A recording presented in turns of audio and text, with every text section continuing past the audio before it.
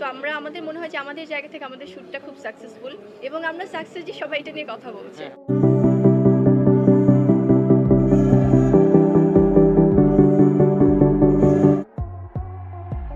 বিজয় দিবস উপলক্ষে কাজের বাইরেও একসাথে সময় কাটিয়েছেন বারিশা হক এবং বুবলি। তবে সেখানে নতুন করে দেখা মিলেছে প্রার্থনা ফারদিন দিঘির। যদিও অপবিশ্বাসের মধ্য দিয়ে আগে থেকেই বারিশার সাথে একটা সখ্যতা ছিল দিঘির, কিন্তু বুবলির কারণে সেখান থেকে অপু ছিন্ন হয়ে গেলেও সেই পথে হাঁটেনি দিঘি। তবে বারিশা এবং গৌতম সাহার মতো করে দিঘিও বুবলির সাথে সম্পর্কের জোড়া লাগিয়েছে কিনা সেই প্রশ্নটাই দানা বেঁধেছে অনেকের মনে।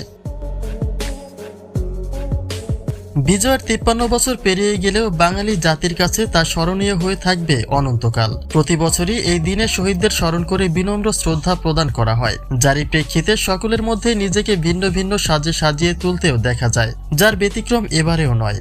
দেশের পতাকা হাতে শেজাদ খান বীরকে নিয়ে ক্যামেরাবন্দী হয়েছেন বুবলি, যেখানে তাদের মূল উদ্দেশ্য ছিল শহীদদের প্রতি বিজয় দিবসের শ্রদ্ধা প্রদান করা। অপরদিকে আব্রাহাম খান জয়ের হাতে দেশের পতাকা সহকারে বিজয় দিবসের শ্রদ্ধা জানিয়েছেন অপবিশ্বাস। এদিকে গত 1 মাস আগে থেকে বুবলির সাথে সুসম্পর্ক তৈরি হয়েছে বারিশা হক এবং গৌতম সাহার, যারই প্রেক্ষিতে বিজয় দিবস উপলক্ষে তাদের সাথে কিছুটা সময় কাটিয়েছেন বুবলি, যেখানে নিপুণের পাশাপাশি দেখা মেলে কিট তারকা প্রার্থনা ফারদিন দিঘির। আর সেখান থেকেই তৈরি হয় নতুন আলোচনা। জানা যায় বুবলির সাথে সুসম্পর্ক থাকা ব্যক্তিদের সাথে কোনো রকম সম্পর্ক রাখতে চান না অপবিশ্বাস। তাহলে সবটা জানা সত্ত্বেও দিঘি কেন বুবলির সাথে সঙ্গ দিয়েছে?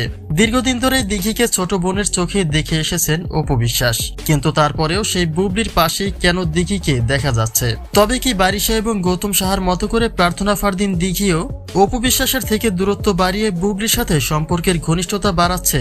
যে প্রশ্নটি গাঢ় হয়েছে সকলের মাঝেই।